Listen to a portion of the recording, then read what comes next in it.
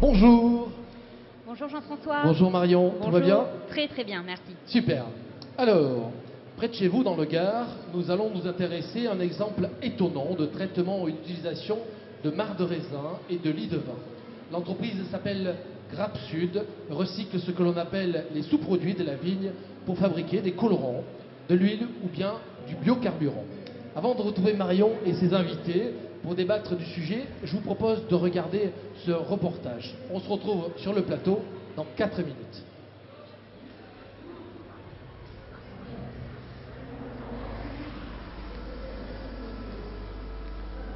Donc vous êtes ici sur un des sites de l'Union Grappe Sud.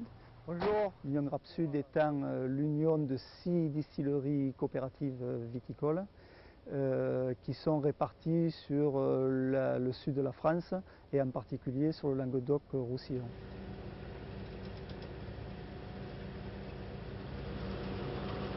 Alors les distilleries viticoles collectent et valorisent les sous-produits de la vinification, les marcs de raisin et les lits de vin, en essayant d'apporter une plus-value et une autre richesse au raisin, la première richesse étant le vin.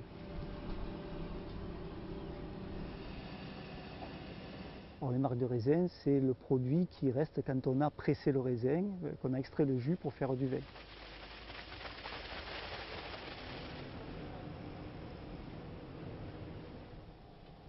Donc à partir des marcs de raisin, on produit une multitude de produits, en particulier des colorants.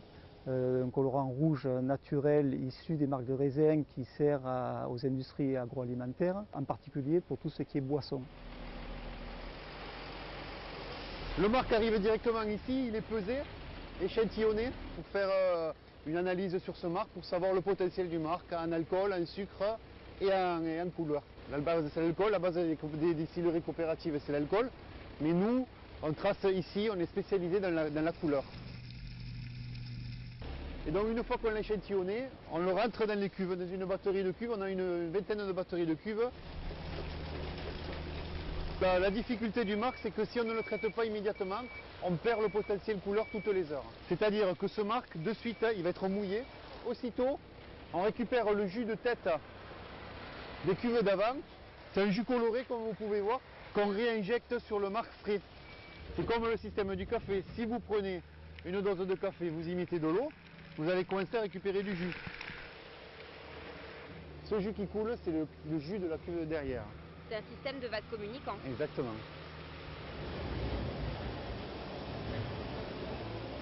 Mais on élabore aussi beaucoup d'autres produits, des pulpes de raisin, des pépins de raisin qui vont servir à fabriquer de l'huile de pépins de raisin, des polyphénols, des alcools qui servent à la fabrication de biocarburants. Donc on essaie d'innover, de créer de nouveaux produits, de créer de nouvelles applications aux produits qu'on a mis en œuvre, et en particulier sur un projet qui s'appelle Phytomark et qui consiste à produire des extraits végétaux pour protéger la plante contre les agressions parasitaires et le stress environnemental. C'est un projet qui a été financé par le Fonds unique interministériel, mais également par la BPI et la région Languedoc-Roussillon. Et le marc de raisin n'a pas encore révélé tous ses secrets. Des utilisations nouvelles, bien sûr, restent encore à inventer avec cette matière première. Et c'est précisément, Nelly Urban, votre mission. Bonjour. Bonjour. Vous êtes responsable de la recherche et du développement chez Grappe Sud. C'est vous qui planchez sur les applications de demain. À vos côtés, Patrick Julien, on vous voit dans le reportage, vous êtes le directeur général de cette union de distilleries viticoles. Alors on va bien sûr aujourd'hui largement parler d'innovation, mais avant ça, je voudrais qu'on dise un petit mot sur les distilleries elles-mêmes. On peut se féliciter aujourd'hui de leur rôle environnemental, on y reviendra, mais elles ont été créées au départ dans un contexte bien particulier et surtout, Monsieur Julien, à cause d'un impôt. Oui, donc elles ont été créé à un moment où, au début des années 1900, il y avait une surproduction de vin et une crise viticole. Et donc, il a été décidé d'obliger les producteurs de vin à livrer les sous-produits, les marcs de raisin, les lits de vin, à la distillerie pour produire de l'alcool. Et ça dans le cadre d'un impôt en nature qui s'appelle les prestations viniques. Tout producteur doit livrer une certaine quantité d'alcool qui est proportionnelle à la quantité de vin qu'elle produit, qu'elle élabore. Et tout cela pour éviter donc qu'on surproduise du vin. C'est vrai qu'à l'époque, donc un petit peu avant les années 1900, on consommait énormément de vin, peut-être même de la piquette. Ça faisait partie de la consommation classique dans une journée, notamment chez les ouvriers. Oui, et justement, ces sous-produits servaient à faire plus de vin que le vin normal, c'est-à-dire qu'on relavait le marc et on faisait effectivement ce qu'on appelle une piquette. On filtrait les lits et tout ça, ça donnait du mauvais vin qui venait encombrer le marché et qui faisait baisser le cours du marché du vin. Donc on a créé ces prestations viniques. Qu'en est-il aujourd'hui? Alors aujourd'hui, elles continuent d'exister, même si aujourd'hui, les producteurs qui avaient avant l'obligation de livrer à une distillerie peuvent livrer ces sous-produits à la méthanisation, au compostage ou à l'épandage. Alors pour qu'on comprenne bien, le compostage, l'épandage, la méthanisation, c'est à peu près la même chose? C'est des procédés de fertilisation des sols, qu'on soit bien d'accord? Alors l'épandage, oui, c'est la fertilisation des sols. Le compostage, c'est faire du produit qui va servir à enrichir les sols. La méthanisation, c'est pour produire du gaz. Mais avant d'arriver à ces étapes-là, qui sont des étapes de destruction, je dirais, on a tout intérêt à envoyer les marcs dans une distillerie qui va extraire la multitude de produits dont on a parlé dans le reportage et ensuite faire du compost avec ce qui reste à la fin, mais qu'à la fin. Avant, on a tout intérêt à valoriser tout ce qu'on peut valoriser dans le marc de raisin et Nelly en parlera tout à l'heure. Bien sûr. Alors pour se faire une idée, aujourd'hui, c'est 850 000 tonnes de marcs de raisin qui sont collectées chaque année, qui sont donc traitées. C'est beaucoup, c'est 95% des sous-produits vinicoles et quand on connaît le potentiel polluant de ces sous-produits vinicoles, c'est plutôt une bonne chose pour l'environnement. Oui, parce que si ces produits étaient mis dans la nature, effectivement, ils pollueraient la nappe, ils pollueraient les sols, ils pollueraient les rivières. Oui, il y a du bruit sur la voie, effectivement, plusieurs stands sont là aujourd'hui. Et donc cette pollution qui est traitée aujourd'hui par les distilleries représente la pollution d'une ville de 6 millions d'habitants. Comment est-ce qu'on peut quantifier ça? Pardon? Comment est-ce qu'on peut quantifier cette pollution? Ah ben là, ce sont des professionnels de la pollution, enfin, de l'environnement qui ont quantifié la quantité de TCO qui est contenue dans les marques et dans les lits de vin. Donc les distilleries viticoles au niveau national éviteraient la pollution d'une ville de équivalente à celle d'une ville de 6 000 habitants. habitants. Tout à fait. En quoi est-ce que les distilleries, justement, sont un vrai outil environnemental? Alors c'est un outil environnemental, alors d'une part parce que ça évite la pollution, mais aussi c'est un outil qui rentre dans le développement durable, oui, avec des outils qui sont indélocalisables, donc en particulier pour la région Languedoc-Roussillon. Vous employez quelques 200 personnes en Languedoc-Roussillon? C'est ça, on emploie 180 salariés en Languedoc-Roussillon. Mais ça va plus loin que ça, puisque ce sont des investissements, ce sont des tiers qui travaillent pour nous. C'est un chiffre d'affaires important, c'est de l'exportation. On exporte 30%, plus de 30% de notre chiffre d'affaires. Donc on rentre complètement dans la volonté du gouvernement actuellement, c'est de limiter la pollution et d'amener de la richesse. Oui, alors ce n'est pas que le gouvernement, l'Union européenne s'en est mêlée depuis ces fameuses prestations viniques qui datent de 1900. Elle a mis en place une réglementation qui s'applique à tous les pays de l'Union européenne et cette obligation, elle consiste à traiter les marcs de raisin dans le respect de l'environnement. Est-ce que ça vous incite à améliorer vos pratiques? Bien sûr, on est dans un cercle vertueux, si vous voulez, en amélioration continue.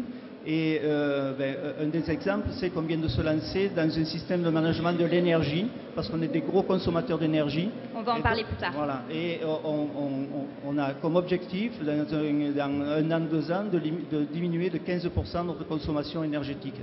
D'accord. Est-ce que, on en parlait tout à l'heure, est-ce que avec du marc de raisin, par exemple, on peut faire du compost? Avec du marc de raisin, on peut faire du compost. Mais comme je le disais tout à l'heure, avant de faire du compost, il faut extraire tout ce qu'on peut extraire, tout ce qu'on peut valoriser. En fait, notre objectif, c'est de traiter les sous-produits de la vinification à un coût zéro pour le viticulteur. D'accord. Alors on a vu qu'on pouvait, avec ce marc de raisin, fabriquer du colorant, peut-être même faire du compost, mais ce n'est pas tout. Je vous propose qu'on regarde un court extrait et on se retrouve dans quelques secondes pour en parler. suffisant en termes d'énergie, c'est-à-dire qu'à la place du gaz et du feu lourd, nous brûlons des pépins de raisin déshuilés après que nous ayons produit de l'huile de pépins de raisin. Alors le pépin de raisin, on l'a vu dans ce court extrait, a une très longue vie puisqu'il sert notamment à fabriquer du colorant, mais aussi donc de l'huile de pépin de raisin. Et ensuite, vous utilisez encore ces pépins en les brûlant pour créer de l'énergie thermique. À quoi elle vous sert cette énergie que vous créez? Est-ce qu'elle est utile pour toutes les machines qu'il y a dans la distillerie? Oui, donc c'est les tourteaux déshuilés une fois qu'on a extrait l'huile. Donc on récupère les tourteaux et ces tourteaux, on les brûle dans nos chaudières pour produire de la vapeur et de la chaleur, de la vapeur pour distiller, pour concentrer, donc pour faire nos activités, et de la chaleur pour sécher les pépins et les pulpes de raisin, de façon à ce qu'ils puissent être conservés dans de bonnes conditions. Et vos chaudières, vous les faites fonctionner uniquement avec cette ressource-là? Voilà, tout à fait. Donc on a substitué le fuel lourd et le gaz par de la biomasse. Alors Nelly, on l'a un petit peu entendu dans le sujet, on peut tirer du marc de raisin et en particulier des pépins, vous direz si je me trompe, des polyphénols. Alors les polyphénols, on retrouve beaucoup ce terme notamment dans la cosmétique. Qu'est-ce que c'est exactement les polyphénols? Comment est-ce qu'on les extrait et surtout quelles sont leurs vertus? Alors les polyphénols sont une grande famille de composés en fait. Alors peut-être que vous avez entendu parler des anthocyanes, c'est la molécule qui donne la belle couleur rouge au vin rouge. Ou alors les OPC, ce sont des procyanidines qu'on retrouve dans le pépin de raisin. Ou encore des oligostilbènes, le plus connu étant le resveratrol, qui est une fabuleuse molécule qui permet à la vigne de se défendre contre certaines attaques, notamment botrytis. Donc les polyphénols, c'est l'ensemble de ces composants. Tout à fait, c'est une grande famille. Donc les composés dont je vous parle, ce sont les polyphénols qu'on retrouve dans le raisin et qui ont entre autres propriétés, des propriétés antioxydantes. C'est pour ça qu'on les utilise notamment dans la cosmétique. Est-ce que ces vertus sont réellement efficaces, en tout cas pour ce type de produit? Alors, pour la cosmétique, effectivement, les polyphénols, notamment de pépins de raisin, ont démontré leur activité. Mais nous les utilisons, nous trouvons des applications dans la nutraceutique, donc les compléments alimentaires. Alors, la nutraceutique, de quoi s'agit-il? Les compléments alimentaires, les petites gélules ou comprimés que l'on peut trouver en parapharmacie pour diverses applications, prévention de risques. Et ensuite, donc, en nutracosmétique, donc ça c'est très développé en Asie. Oui. Donc c'est des compléments alimentaires destinés à des fins cosmétiques, mais également en nutrition animale et enfin en œnologie. Et donc là c'est assez fabuleux puisque ces polyphénols en tanins œnologiques retournent au vin pour améliorer les qualités organoleptiques des vins, améliorer leur stabilité. Alors, ce sont des domaines qui sont extrêmement pointus. On parle des domaines scientifiques, pharmaceutiques, nutraceutiques, cosmétiques. Comment est-ce que vous élaborez de nouvelles applications? Vous travaillez avec le monde scientifique, je crois savoir. C'est vous qui impulsez ces projets. Comment ça se passe? Alors en fait, nous on est des spécialistes du raisin, on connaît bien sa composition, on est des spécialistes du process. On a une grande force commerciale qui se déploie sur le monde entier, qui nous relaie des informations du marché, qui nous donne des pistes de recherche. On écoute aussi les scientifiques qui sont pourvoyeurs de nouvelles pistes d'application, mais c'est grâce à eux qu'on développe ces applications. C'est des collaborations avec des laboratoires de recherche publics, l'INRA, le CIRAD, l'INSERM, le CNRS, les laboratoires universitaires ou alors des centres techniques. C'est avec ces scientifiques qu'on développe les applications dont on aura besoin, parce qu'on a besoin d'argumentaires solides pour pouvoir mettre en place des marchés durables.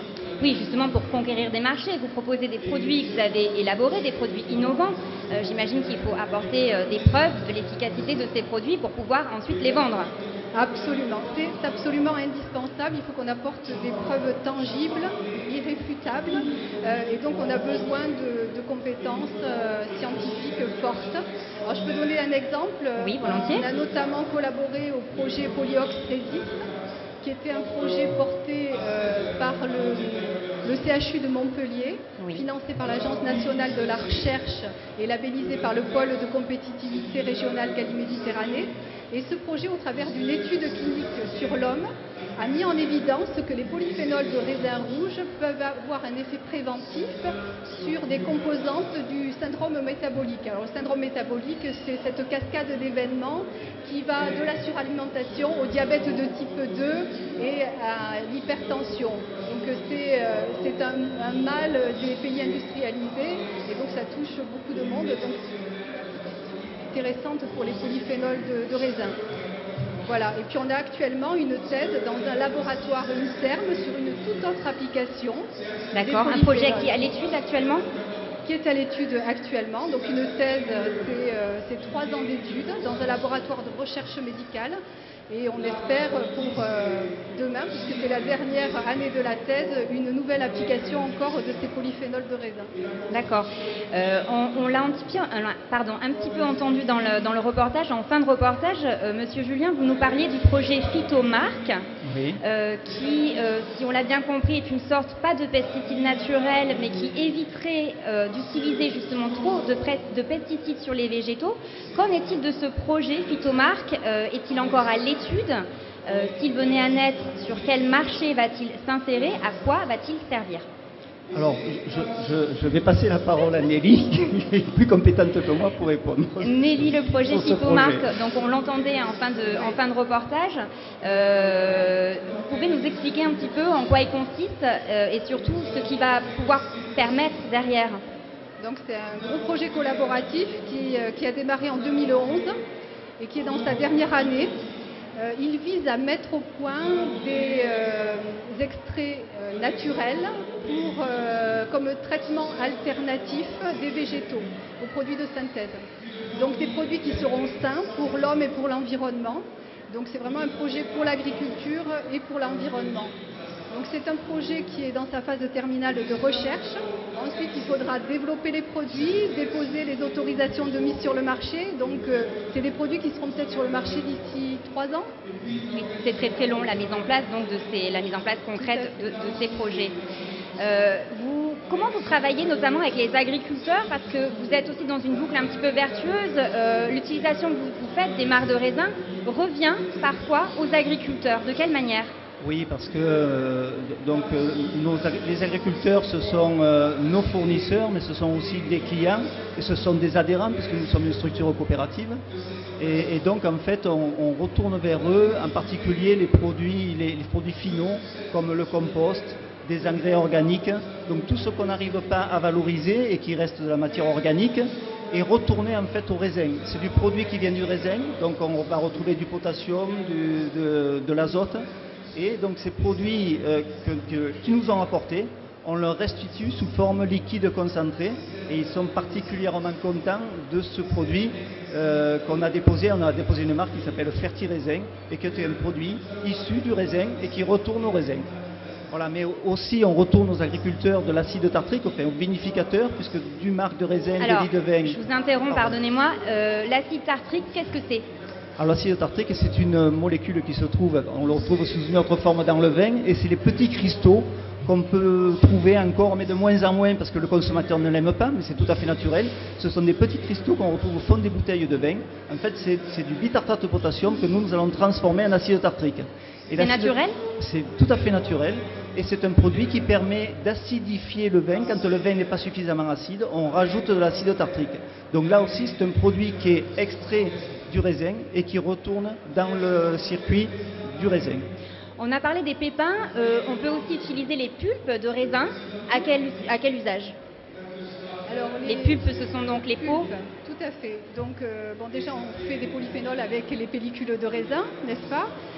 Des polyphénols qui peuvent être des tanins œnologiques, je l'ai dit tout à l'heure, à partir des pellicules de raisin blanc.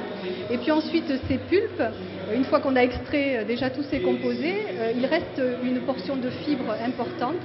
Donc ça peut être utilisé en alimentation animale. Ça peut être aussi utilisé... C'est-à-dire qu'on s'en sert vraiment pour nourrir le bétail. Tout à fait.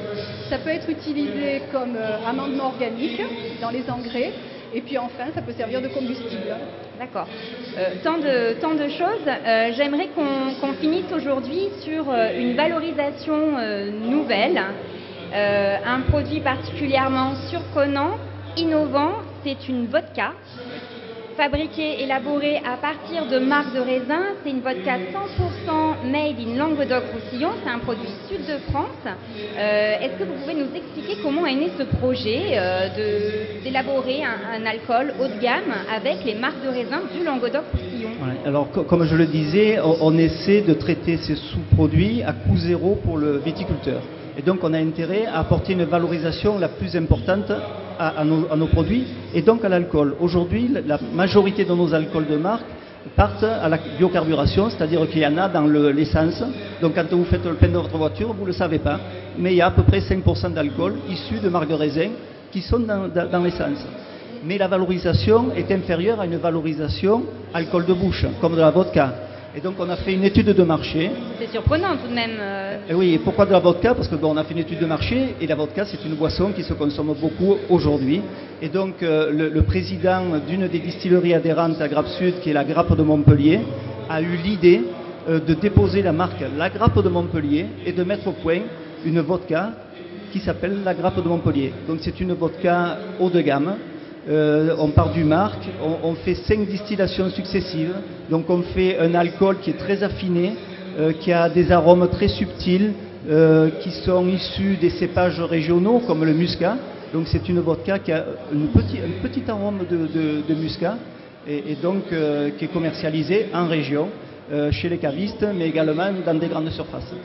Et c'est une vodka, il faut le savoir, sans sulfite, sans gluten, sans méthanol. C'est ce qui fait sa particularité, c'est ce qui différencie les produits, donc les vodkas haut de gamme, des vodkas un peu plus classiques. Oui, c'est pour ça que c'est une vodka haut de gamme, c'est-à-dire qu'elle est très affinée de façon à avoir le moins de composés indésirables à l'intérieur. Il y avait un intérêt peut-être aussi patrimonial dans la création de cette vodka. C'était de valoriser le nom de Montpellier, qui a une image d'innovation quand même. Donc c'est une région qui est très dynamique, qui est très innovante. Et puis cette distillerie, la Grappe de Montpellier, elle existe depuis 1923. Oui, elle a été créée en 1923. Malheureusement, elle était sur les rives du Lez, elle a été détruite. Mais le président justement voulait pérenniser le nom de cette distillerie. Voilà une vodka 100% made in Languedoc-Roussillon. On va terminer là-dessus. Merci Nelly Urban d'avoir été avec nous. Merci Patrick Julien. Je vous retrouve demain pour un nouveau reportage, un nouveau sujet et de nouveaux invités en plateau. On parlera de broussailles avec Nicolas Braic, qui a trouvé un système de valorisation du buis sur le côte du Larzac. Il s'en sert pour créer de l'énergie thermique et de l'engrais, un engrais très puissant. Je vous donne rendez-vous demain, même place, même heure, à 17h, ici sur le plateau de la Foire de Montpellier.